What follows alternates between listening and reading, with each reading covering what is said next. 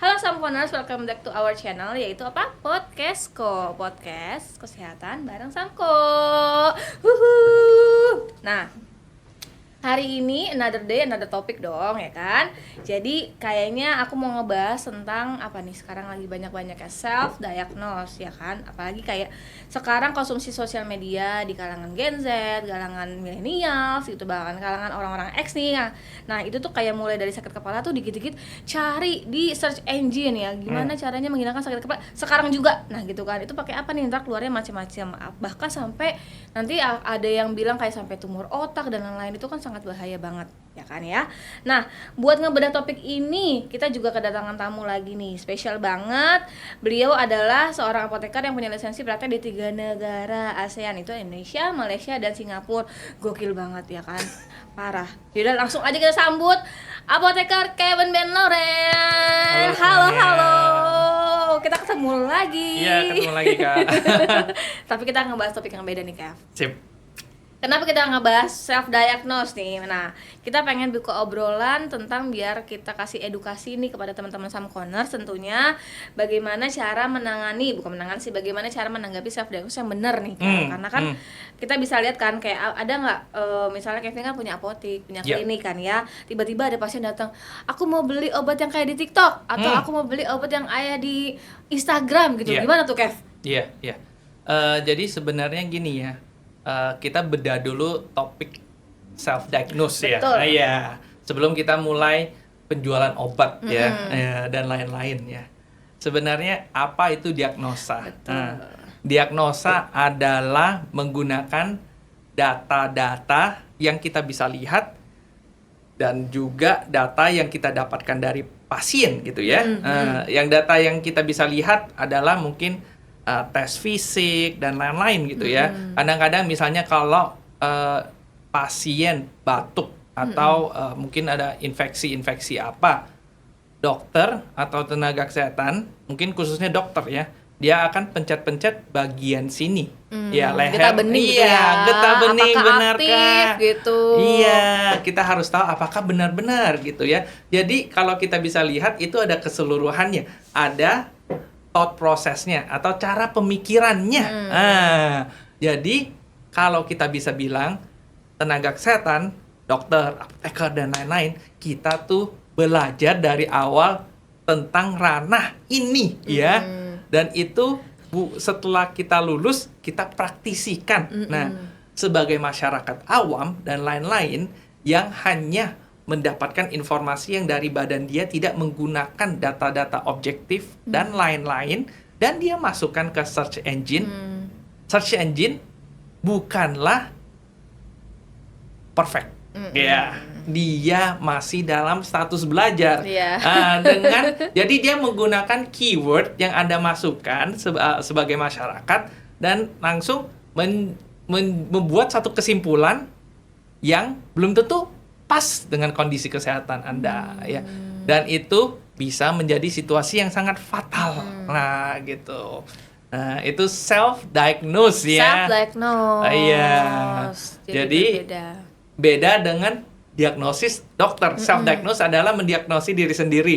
Nah, dan tentu saja masyarakat tidak mempunyai, saya bukannya bilang Anda harus belajar, tapi faktanya adalah beda dengan tenaga kesehatan yang sudah bertahun-tahun belajar. Gitu. Dan itu kalau Anda kurang faktor yang pengetahuan itu, Anda tidak bisa melakukan diagnosis yang secara efektif.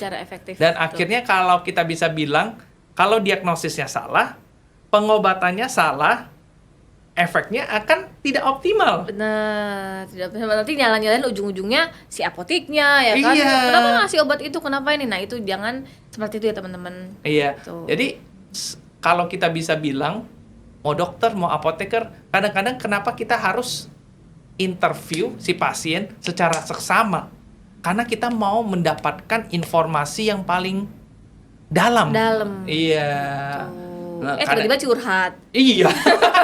Bisa juga. Bisa juga, ternyata sakit musiknya stresnya, karena iya, aduh dari aku sakit stres, hati dari atau iya. gitu. Jadi jangan curhat juga ya Atau teman-teman. patah hati atau bagaimana. Ya mungkin aja. Ya, mungkin efek psikologis Iya. gitu. Karena memang ada efek ya dari mental kita ke fisik kita Betul, gitu. mental illness namanya. Iya. Oke, nah kalau dilihat-lihat sekarang kan self diagnosis itu menjadi kebiasaan, ya kan, habit. Iya.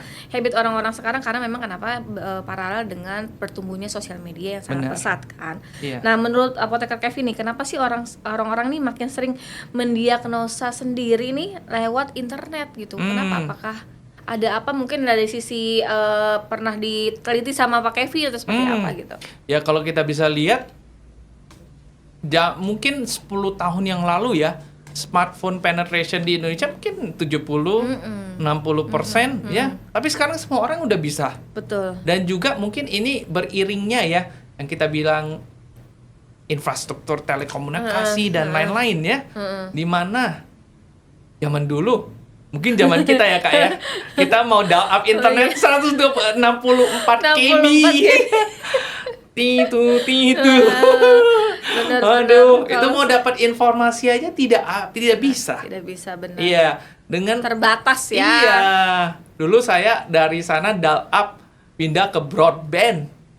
Baru ya mungkin 10 tahun yang lalu ya. Mulai broadband, fiber sekarang. Fiber optik mulai ya. Iya, jadi sekarang sebenarnya di World Wide Web itu ya, www itu ya, banyak informasi akurat dan banyak misinformation. Benar, banyak jadi misinformation. Ke masyarakat sendiri Anda juga harus verifikasi apa yang Anda baca ya. Khususnya dalam kesehatan, jangan hanya melihat oh dia tuh influencer, dia tuh banyak follower dan dia tuh pasti benar. Mohon maaf ya, itu belum tentu ya. Makanya ada orang yang belajar ya, ada orang yang lulus dari top university dan lain-lain gitu. Karena kenapa memang sudah dibuktikan ya. Ya kalau saya bisa ngomong ya, kadang-kadang ada yang tong kosong nyari bunyinya. Iya. Oke, nah sebelum kita lanjut kayak self diagnosis itu seperti apa? Nah, biar di-remind nih apoteker Kevin. Jadi kita bedanya swamedikasi sama self diagnosis seperti apa sih kan? Karena kita kan di apoteker ada swamedikasi gitu kan. Kita bisa merekomendasikan beberapa medikasi beberapa perawatan untuk pasien. Nah, kalau untuk self diagnosis tuh seperti apa? Jadi mereka tuh berbedanya dalam seperti apa? Kalau kita bisa bilang tadi self diagnose kan saya udah jelaskan dari sisi pasien, mendiagnosa diri sendiri, mendapatkan obat, nanti menyembuhkan diri sendiri.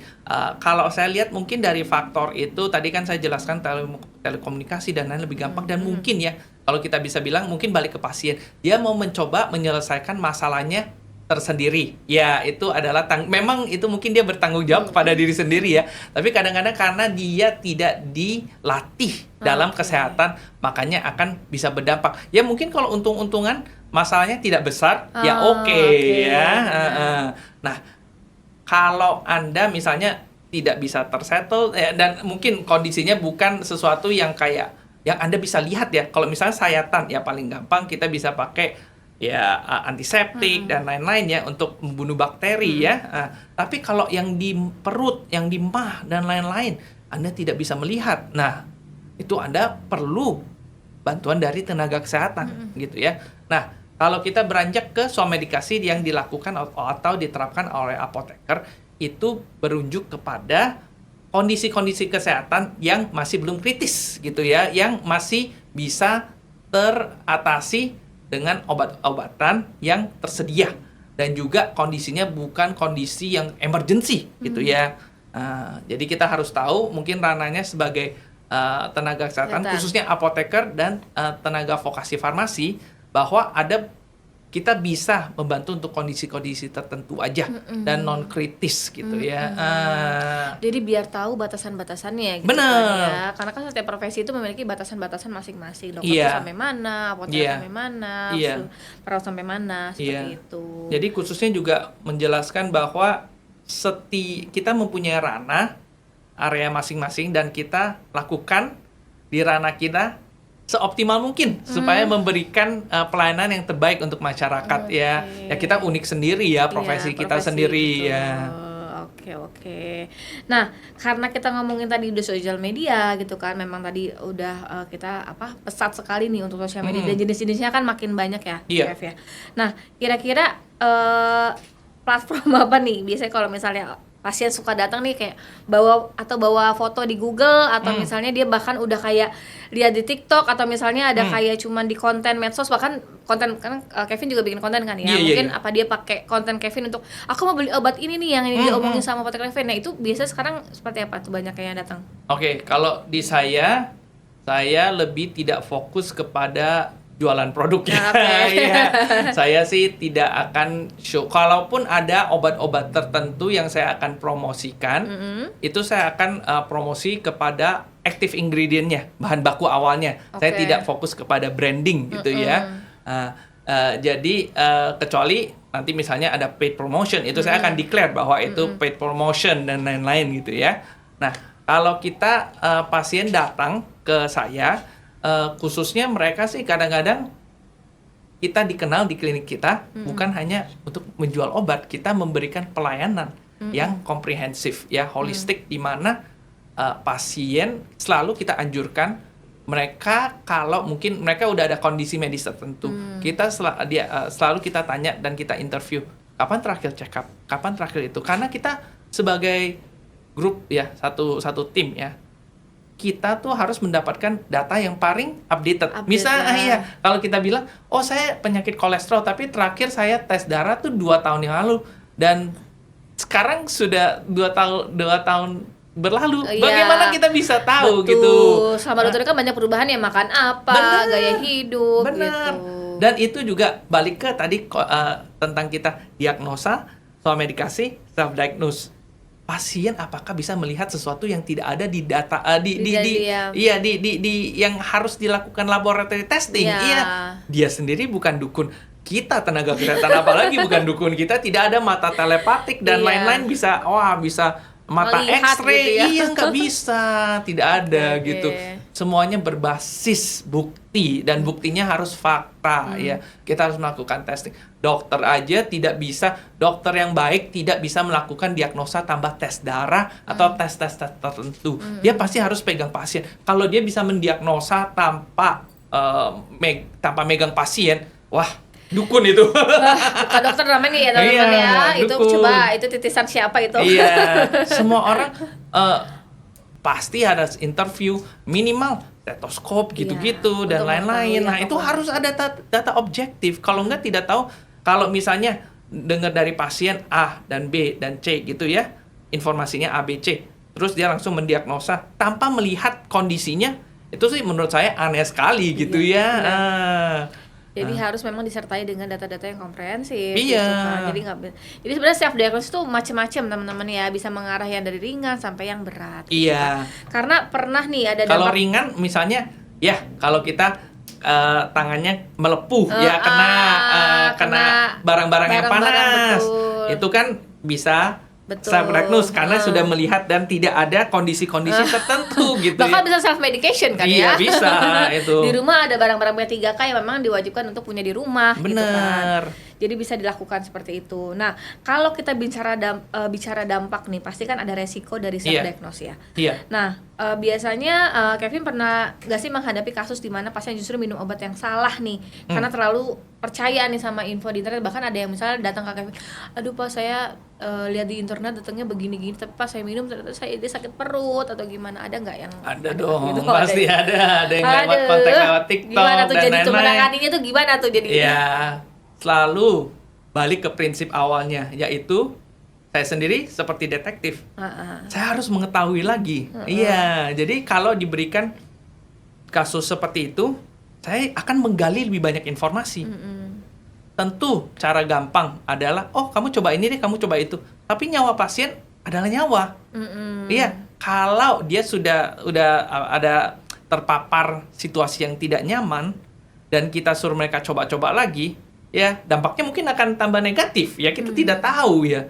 Ya, jadi untuk bisa menyelesaikan masalah dia, saya akan berfokus kepada apa unsur awalnya gitu. Jadi bukan hanya memberikan solusi untuk masalahnya yang kita lihat, tapi saya harus tahu akar masalahnya apa. Root cause-nya mau gimana, Iya. dari mana nih mereka Iya. seperti itu. Berarti memang dampak sosial media itu ada negatifnya juga nih. Iya. Walaupun Kadang-kadang kita tahu yang kalau misalnya kesehatan itu maksudnya sekarang orang jadi aware nih kesehatan, Iya. tapi lewat sosial media gitu loh kayak. Iya. Ya kadang-kadang yang sosmed itu kadang mereka belum tentu mempunyai pengalaman yang detail gitu. Apakah mereka praktisi? Apakah mereka itu? Kalau saya kan dulu saya background saya malahan ada di investasi, ada di mana-mana. Tapi sekarang balik ke praktisi dan saya kuatkan praktisi saya. Praktisi saya supaya tambah maju dan juga saya selalu terbuka diskusi dengan teman sejawat, dengan dokter-dokter saya dan teman-teman dokter saya, karena saya bukan perfect. Saya juga hanya mengetahui satu area, saya tidak bisa mengetahui semuanya. Dan faktanya adalah setelah diskusi saya belajar gitu. Saya bisa self improvement. Iya. Self improvement karena kata kita tahu jadi ada isu baru, apa yang dipelajarin, apa yang perlu diterapkan. Iya. Kalau menurut saya self diagnose bisa dilakukan apabila pasien sudah sangat teredukasi dan diberikan pengetahuan ya dibantulah oleh tenaga kesehatan dan kita bisa ngajarin, oh ini gini nih. Itu untuk kondisi itu Anda bisa lakukan gitu karena sudah belajar dan juga karena harus praktisi dan kalau tidak bisa balik ke tenaga kesehatannya. Itu jadi seperti kita relasinya seperti guru dan murid gitu ya.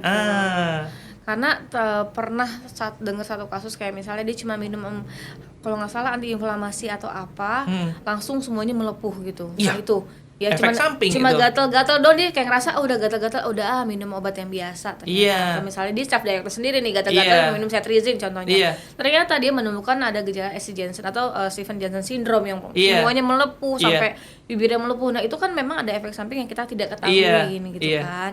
Itu jadi maksudnya contohnya salah satunya itu ya teman-teman. Jadi kita self diagnose itu pasti bisa bisa terjadi hal-hal yang tidak diinginkan. Iya. Ya mungkin saya juga izin menceritakan ya Kak ya, saya juga sering naik Gojek dan lain-lainnya. Ada satu abang Gojek, dia akhirnya jadi follower saya di klinik IG klinik dan juga IG saya ya. Dia bertanya, "Pak, saya tuh kan saya bekerja 16 jam gitu di jalan terus. Saya kalau capek dan lain-lain, saya minum paracetamol 1 tablet gitu setiap malam gitu. Hampir setiap malam gitu." Dia bilang karena capek gitu. Habis itu saya enak gitu, Pak. Ya, tentu itu bisa menjadi solusi sesaat ya. Apa itu efek paracetamol? Dia kategorinya analgesik. Dia meringankan rasa sakit. Ya, kalau kita bisa bilang capek ya rasa sakit ya. Habis makan rasanya ya nggak sakit gitu ya. Tapi kadang-kadang dia bilang ada efek sampingnya dan lain-lain nggak. Kalau secara dosis yang cuma mungkin 500 mg sehari, mungkin jangka panjang kita belum tahu ya. Tidak ada studi itu.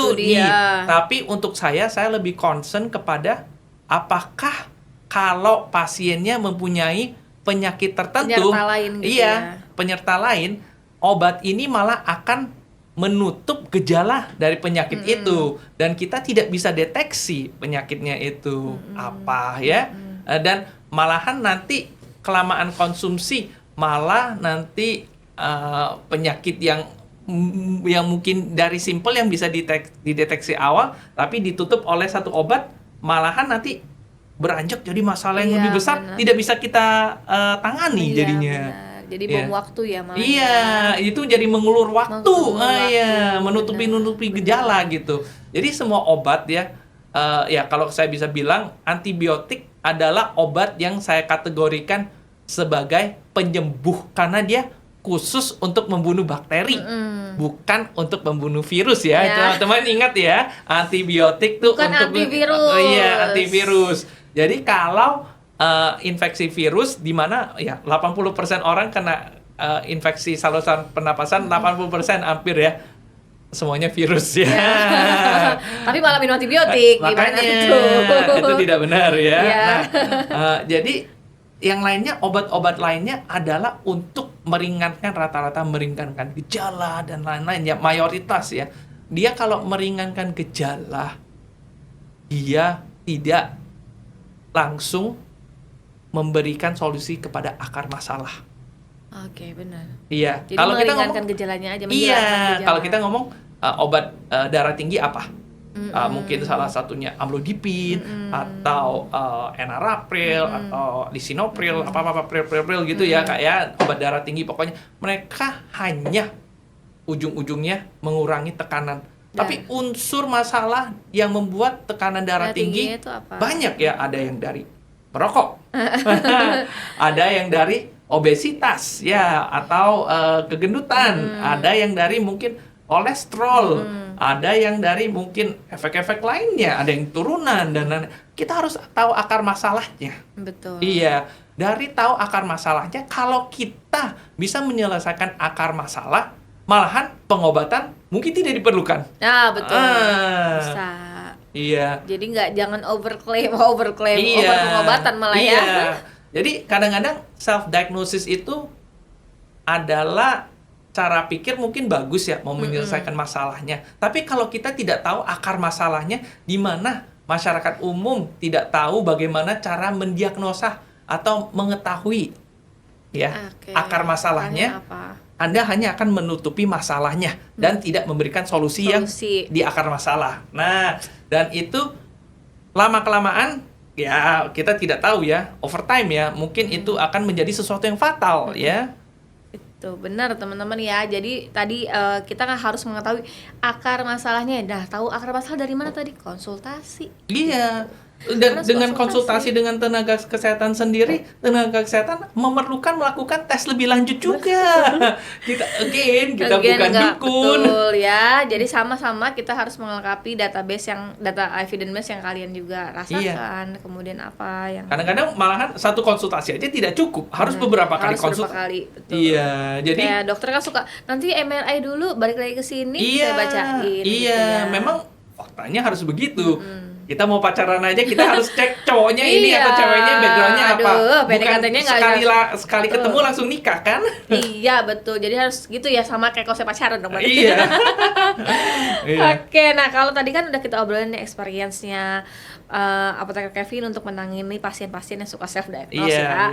Nah, bagaimana nih kalau misalnya sekarang beberapa orang di luar sana masih bingung kapan waktu yang tepat nih untuk beli, atau kalau kita langsung mau ngomongin beli ya, pembelian di obat di warung, atau kapan harus berobat ke dokter atau misalnya langsung datang ke apotek gitu.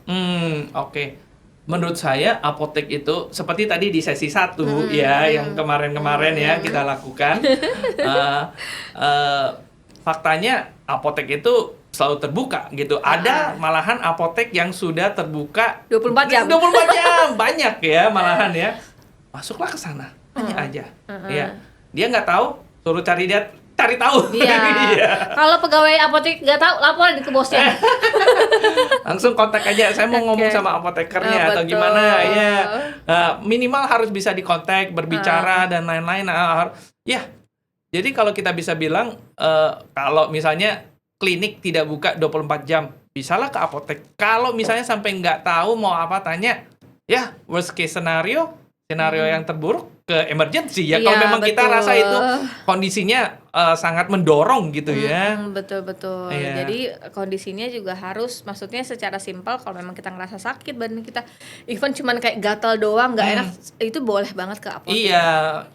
Ya kalau kita mungkin jadi jangan merasa mau mau menyelesaikan semua masalah sendiri gitu ya. Bisa tentu, tapi lebih optimalnya bisa sharing gitu. Betul, ya. Kita sharing. Tenaga kesehatan bisa jadi teman, dan juga ya teman-teman nggak usah takut berbicara dengan tenaga kesehatan karena kita disumpahi untuk menjaga konfidensialitas pasien. Betul. Jadi nggak boleh kayak kita bergosip nih, pasien ini nggak boleh kan? Kita karena nama nggak boleh, identitas tertentu semuanya nggak boleh dan lain-lain. Kayak misalnya kadang-kadang saya ada ada posting kasus ya dan lain-lain, saya pasti minta permisi kepada follower saya, boleh nggak saya sharing ini dulu kasus ini, nanti kalau oke saya baru sharing, dan juga tapi saya tanpa akan nama tanpa nama gitu, cuma chatnya aja begitu ya kan. Nah, karena memang itu saya sangat menjunjung tinggi privasinya pasien gitu. Iya. Bener, jadi harus dijunjung tinggi karena kan memang Iya. disumpah kan. Iya, dan kalau misalnya kalau ke apotek misalnya ada sesuatu yang mau lebih privat dan lain-lain tidak mau didengar orang-orang, boleh nggak saya diskusi di belakang dikit atau gimana? Bener. Silahkan, pasti ada tempat ya Betul, untuk bisa pasti melakukan. ada syaratnya. Itu salah satu syarat apotek ya, ruang konsultasi tertutup itu Iya. salah satunya. Iya. Pasti ada, saya yakin gitu. Iya. Jadi nggak usah malu untuk bertanya. Iya, heeh. Kalau yang pastinya pasti ruang konsultasi sendiri atau tempat konsultasi sendiri, yang penting bisa berdiskusi Ya, gitu ya. betul. Nah, sekarang kita masuk ke solusi nih, Kev. Nah, kalau Iya. menurut Kevin, sejauh apa sih peran apoteker dalam edukasi ke publik nih, biar masyarakat tuh nggak mudah salah langkah untuk cari info kesehatan? Gitu. Oke. Jadi kalau saya bisa bilang, edukasi ke masyarakat bukanlah hanya tanggung jawab apoteker ya, tanggung jawab semua orang, Betul. semua tenaga kesehatan ya. Ya, dan juga masyarakat sendiri harus mengetahui dan harus bisa membedakan siapa sih yang bisa mempunyai pengetahuan yang terupdate gitu ya. Kalau kita sebagai tenaga kesehatan, kita kan diharuskan untuk melakukan pembelajaran ya. Dan kita memang itu adalah dalam undang-undang supaya kita harus self updated ya. Memang karena kita memang punya pengetahuannya. Nah, kalau selebritis itu kadang-kadang kan tidak ada ya, tidak ada continuing education yang Iya. terkontrol dan terakreditasi. Memang kita bekerja sama dengan perusahaan farmasi untuk mendapatkan informasi terbaru ya, dan juga ada jurnal-jurnal dan lain-lain ya. Nah, kalau yang mungkin ya selebritisnya hanya cup Ya, gitu. bisa digabung-gabung Nah, itu ya. bukannya semua ya, tapi apa sih basis mereka gitu ya. Ya basicnya. mungkin ada yang sangat terpercaya. Saya tidak menutup kemungkinan itu ya. Ada gak juga tenaga kesehatan yang tidak update? Ada juga ya. Ya, jadi cari selalu yang terupdate gitu ya. Dan mereka kalau mereka sama-sama memikirkan tentang masyarakat, pasti mereka bisa berkomunikasi dan memberikan yang terbaik untuk masyarakat. Oke. Nah, gitu. Jadi tetap self improvement. Iya. Betul. Pasien sendiri juga harus ngeh ya gitu. Betul. Harus jangan percaya semuanya yang terjadi di online gitu ya. Betul. Ada kasus ya. Ini satu pasang, mereka di Malaysia. Mereka ngelihat di IG mereka, wah ada tempat bermain baru dan lain-lain. Oh, mereka ke kota itu. Orang di kota itu langsung lihat, nggak ada tempat ini sama sekali. Loh, ini ada wartawan yang reporting dan lain-lain ya. Oke. Semuanya AI. Oh my god, tertipu. Iya, bisa aja sekarang tertipu, banyak ada AI, ada apa ya. Betul, Jadi betul. teman-teman juga harus tahu, jangan ngelihat kalau ini yang saya lihat di sosmed saya pasti benar. Kadang-kadang kalau Anda sudah masuk ke algoritme ya yang ditarget sama ya hoax ya, Anda akan kena dapat algoritme video-video yang hoax kayak terus, gitu, Anda akan kena benar. push gitu. Kena Karena push. Anda like terlalu banyak yang begitu. Iya. Ya, Anda keep yang terlalu banyak yang begitu. Nah, Anda harus bisa melihat bagaimana carinya. Kadang-kadang ya, kalau Anda bisa melakukan diagnosa, ya Anda mau melakukan diagnosa terhadap kesehatan sendiri, jangan dilakukan. Tapi tentang informasi hoax dan lain-lain, Anda bisa melihat, Anda copy dan Anda taruh di Google searching apakah ini hoax atau enggak. Oke, Gitu. Itu benar. lebih bisa akurat. Benar, Ya. itu lebih bisa Karena akurat. informasi dari Google dia lihat, oh ini hoax atau ini informasi beberapa tahun yang lalu. Ya gitu. Jangan juga ngelihat hanya ada blue tick itu pasti akurat. Belum tentu semuanya akurat ya. Jadi tetap ditelaah lagi. Iya. Ya. Kita harus Iya. make sure Iya. informasi. Kalau pacaran juga ada orang, misalnya ada cowok yang ngasih ini gitu atau gimana, apakah Anda harus telusuri apakah ini benar atau enggak gitu. Ya, kayak ChatGPT. Iya. Cowok ini gini-gini, apakah ini gimana? Apakah gitu? Apakah ada orang bernama Tony di dunia ini? Iya. Nah, coba tanya ChatGPT. Jadi Iya. sekarang harus pilih-pilih sosial media, Iya, betul ya? Jangan. Dan ChatGPT sendiri juga tidak perfect. Betul. Dia kan sudah diprogram untuk memberikan jawaban segeneral mungkin yang bisa mencakupi pertanyaan sebanyak Iya, orang. sebanyak orang gitu. Iya. Jadi jangan ngerjain skripsi di ChatGPT guys No. ya. No Jangan, ya. iya. Nah, nih ceritanya nih ya kan, aku tuh pengen merintis menjadi Iya. apoteker tadi nih, apoteker untuk membrandingkan Iya. apoteker. Nah, coba kasih aku tips dong, kayak gimana nih untuk kayak misalnya kita mau aku mau jadi kayak nanti ngasih edukasi terkait apoteker industri atau gimana, apa yang langkah-langkah pertama nih atau langkah-langkahnya apa yang harus aku lakukan? Apakah aku search dulu atau seperti apa? Kalau menurut saya dalam semua basis yang kita harus lakukan, kita harus melakukan searching, banyak melakukan riset. Karena dengan melakukan banyak riset baru kita mempunyai pandangan yang lebih besar.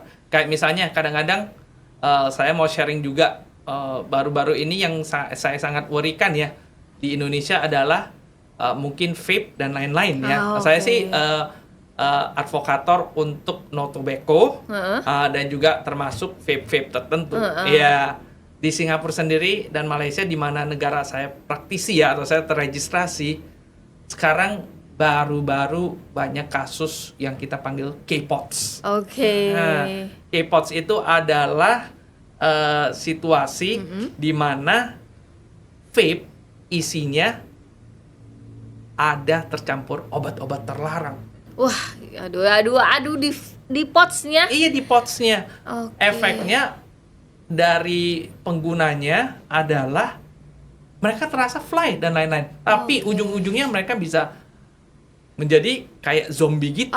Zombie effect berarti itu. Iya, teman-teman kalau mau tahu bisa cari ya. Banyak informasi ini di sini nanti ada keluar. Ada di sini? Iya. Jadi terus teman-teman khususnya ya, ingat ya bahwa segala sesuatu yang kita mau pelajari dan lain sebenarnya banyak ya. Kita bisa searching online dan lain-lain kita drafting gitu ya. Drafting dan lain-lain ya. Khusus itu tadi kan saya kan non promo, saya advokator untuk no tobacco dan lain-lain ya. Nah, makanya saya sering searching, saya juga melihat kondisi-kondisi ini apakah di negara lain dan kita pelajari, dan tentu saja di Indonesia saya akan mendorong lebih banyak supaya masyarakat stop smoking lah gitu ya, no smoking gitu. Iya. Betul. Karena itu bahaya sekali ya. Jadi apalagi kalau dengan yang vape yang unik ini masuk ke Indonesia. Udah jangan sampai deh makin-makin gak sih kita berbahaya. Betul penyalahgunaannya. Iya.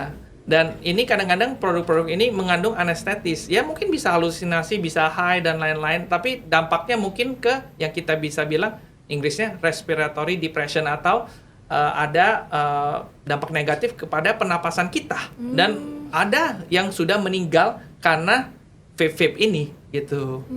Ada yang mereka yang sampai apakah itu meninggal karena overdose? Enggak ada yang sampai 1 pot dalam 1 hari gitu. Oh my god. Kalau 1 pot 1 hari itu banyak sekali gitu. Iya, kasihan tuh paru-parunya kayak menghisap ahli hisap namanya itu ya. Oke. Aduh, banyak banget berarti penyalahgunaannya yang macam-macam di negara-negara tertentu ya. Bener. Tuh semoga nggak masuk Indonesia ya guys. Iya, setiap negara ada masalahnya sendiri ya. Kita fokus kepada di Indonesia. Salah satunya menurut saya adalah yang paling besar sekarang adalah misinformasi. Betul. Informasi yang negatif beredar dan membuat racun di otak masyarakat dan masyarakat percaya dengan situasi-situasi ini gitu. Iya, jadi betul. Saya himbau ya masyarakat selalu melakukan pengecekan ulang ya, selalu checking kepada informasi informasi akurat, atau sources yang terpercaya gitu. Iya. Jadi jangan main langsung cari di www apa tuh ya di Google apa di mana search Google engine. Anda juga harus cari. Google Anda bisa memberikan top searching atau dia kadang-kadang menonjolkan orang-orang yang sudah membayar advertisement jadi di atas gitu. Paid partnership gitu ya. Jangan cari alasan paid, jangan cari aja organik kan di bawahnya. Oke, nah terakhir nih Kev, nah harapan ya kan balik lagi pada harapan kita sebagai generasi muda nih untuk masyarakat khususnya yang sama-sama muda nih dalam menghadapi banjir informasi soal kesehatan itu apa sih jadinya? Iya, jadi khususnya sebenarnya harapan saya adalah masyarakat itu peka dan open gitu ya. Ya kalau kita bisa bilang kita mau searching makanan yang enak aja, kita pasti cek reviewnya beberapa kali. Bilang berapa? Iya, gitu bintang kan? berapa? Kalau di pergi kuliner apa, di apa ratingnya Zomato apa dan lain-lain ya, Google reviewnya gimana? Sebelah rumah aja kan. Again karena ini adalah obat-obatan, ini bukan permen. Jadi kita harus tahu apakah ini benar atau enggak ya, informasi ini benar atau enggak. Bukanlah selebritis atau apa promosi ini, langsung Anda percaya. Dan jangan hanya dengar dengan ada selebriti dokter yang tertentu ya, yang dia promosi akhirnya juga dikriminalisasikan ya, karena memang itu tidak benar, etikanya tidak benar. Betul. Dia bilang dia yang produksi tapi bukan dia yang produksi ya, pabrik yang produksi, dia maklun tempel merek dia saja. Betul. Gitu ya kan. Jadi contoh-contoh di Indonesia banyak seperti itu ya teman-teman. Iya, jadi bukan 1-2 dokter aja, mungkin ada juga, ada nggak apotek yang gitu? Ada, jangan percaya yang begitu-begitu saja gitu, percaya yang fakta gitu ya. Betul, jadi fakta, harus dicari faktanya. Iya.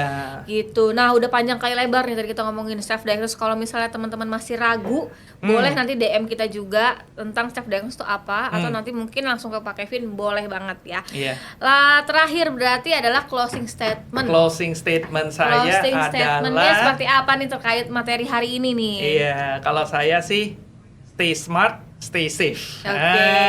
Stay smart, stay safe gitu ya. Oke, jadi kita harus menjadi orang yang pintar untuk kita jadi aman, tentram, sehat. Benar. Gitu.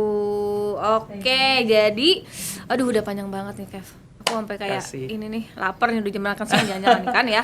Jadi ternyata obrolan kita tuh bener-bener kasusnya tuh lagi booming banget, lagi hot issue banget, dialami banyak tenaga kesehatan tadi kan. Jadi terus, mungkin saya izin tambah yang tadi masalah K-POTS itu masuk kepada masyarakat yang umurnya masih muda, karena mereka belajar dari Telegram dan lain-lain. Nah, itu masih belia banget dong berarti ya. Kalau misinformation ini terserang kepada masyarakat yang lebih muda, yang mereka tidak bisa memproses information, itu lebih parah. Jadi orang tua juga harus jaga ketat ya, bagaimana device-device ini diberikan kepada anak. Jangan semuanya diberikan. Kalau kita bisa bilang dari YouTube, dari mana, kalau algoritmenya sudah menyerang di bagian itu, dia akan stuck di bagian itu. Betul. Karena kita sering nonton itu, dia akan memberikan informasi yang tidak benar. Jadi kena serang terus. Nah, jadi peran orang tua juga sangat penting nih untuk kebijaksanaan menggunakan sosial media bahkan atau device-nya gitu ya. Jadi kita juga apoteker juga pasti orang tua juga kan. Jadi sangat diperhatikan untuk anak-anaknya. Teman-teman seperti itu Samkoners. Nah, kira-kira nih dari Samkoners pernah jadi pelaku atau mungkin korban dari menghadapi orang-orang yang terlalu percaya dengan informasi. Kadang kan kayak aku beli ini works loh di aku gitu kan, aku beli ini works loh, ternyata tadi penjelasan apotek Kevin tuh berbeda, setiap orang berbeda, setiap orang punya metabolisme yang berbeda, bahkan efek sampingnya pun akan berbeda di setiap orang gitu. Kalau kita bisa bilang studi-studi klinis yang dilakukan secara skala besar untuk satu obat ya, dia juga melakukan beberapa asumsi. Nah, tapi waktu produknya di launching dan digunakan di masyarakat, tidak semua asumsi itu akan sama gitu kan, karena ada faktor makanan, faktor apa gitu, semuanya akan bercampur aduk gitu ya kan. Bercampur aduk. Jadi tadi sudah di closing juga sama Pak Kevin untuk materi hari ini, berarti kita cukupkan ya. Kalau ada materi-materi yang mau di request boleh banget langsung aja di komen nih, di mana nih, di bawah ini yang ada di sini. Gitu kan. Oke, berarti saya Apoteker Nadia mohon izin undur diri. Terima kasih atas Pak Kevin yang sudah meluangkan waktunya, teman sejawat. Semoga ilmunya bermanfaat untuk kita semua. Oke, ketemu lagi di another podcast kok. Bye bye.